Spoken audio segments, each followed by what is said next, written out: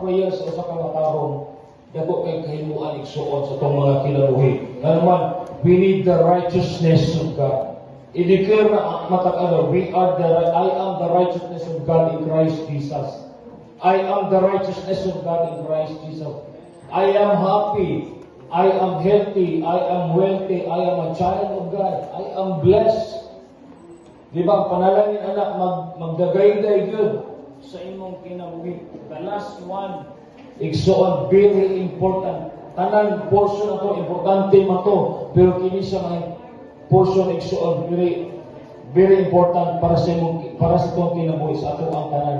Ano man, anointing oil with the Holy Spirit. Pagdihog sa lana, uban sa balaang Espiritu. Nga naman, pag naakay anointing sa balaang Espiritu, pag naay problema, magsugod ka sa pag-ampo.